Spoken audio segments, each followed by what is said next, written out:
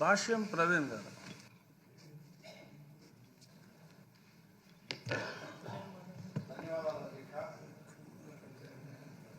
రహదారులు అభివృద్ధికి సోపానాలు. అటువంటి రహదారులు బాగుంటేనే ఏ రాష్ట్రం యొక్క అభివృద్ధి అయినా బేరీజు చేసే అవకాశం ఉంటుంది. అటువంటి రహదారులకి ఈ రాష్ట్ర బడ్జెట్లో 8,785 కోట్లు కేటాయించడం శుభపరిణామం. గత 5 సంవత్సరాలుగా రోడ్లన్నీ అధ్వానంగా తయారైన పరిస్థితి. కానీ గత పాలకులు అభివృద్ధిపై దృష్టి పెట్టకుండా ఏ పని చేయని పరిస్థితి.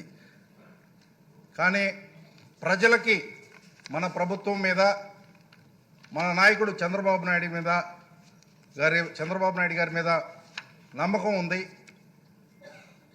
ఆయన రాగానే అభివృద్ధి మీద దృష్టి పెడతారని, రోడ్లన్నీ బాగుపడతాయని ప్రజలందరూ కోరుకుంటున్నారు అధ్యక్ష.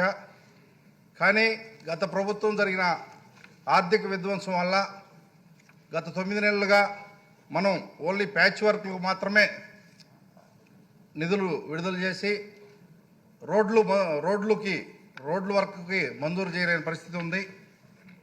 కానీ రాబోయే రోజుల్లో మనం రాష్ట్రంలో ప్రధానంగా గ్రామాల నుంచి మండల కేంద్రాలకి, అట్లానే మండల కేంద్రాల నుంచి నియోజకవర్గ హెడ్ క్వార్టర్లకి వచ్చే దారులన్నీ చేయగలిగితే మన ప్రభుత్వం మీద ప్రజలకి నమ్మకం పెరగడానికి అవకాశం ఉంది.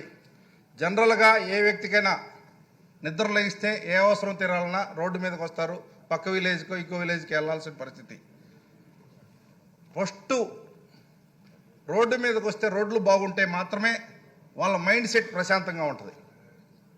కానీ మనం చూస్తున్నాం రోడ్లు, మనం ప్రచారం టైంలో ఊరు తిరిగాం, రోడ్లు తిరిగాం, ఎక్కడా ఏమీ రోడ్లు లేని పరిస్థితి, దుమ్ములు లేసే పరిస్థితి, ఆరోగ్యాలు ఇబ్బంది పడే పరిస్థితి.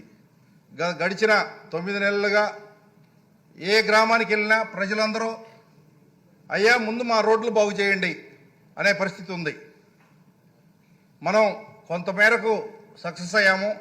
రాబోయే రోజుల్లో బడ్జెట్లో ఏదన్నా వేరే అవసరాలన్నా కొంచెం తగ్గించుకునైనా ముందుగా రోడ్లు బాగు చేస్తే ప్రజల్లో మనం మంచి మార్కులు పొందడానికి అవకాశం ఉంటుందని ఈ సందర్భంగా నేను తెలియజేస్తున్నాను అధ్యక్ష. ఎందుకంటే నేను కొత్తగా ఎన్నికైన ఎమ్మెల్యేని. ఊరికి వెళ్తే ఏ ఊరు వెళ్ళినా రోడ్ల గురించి అడుగుతున్నారు. అందువల్ల నేను ఇది చెప్పడం జరుగుతుంది అధ్యక్ష. R&B మినిస్టర్ గారిని 2-3 సార్లు కలిసాము. శాంక్షన్ చేస్తా అంటున్నారు కానీ ఏమీ శాంక్షన్ చేయలేని పరిస్థితి.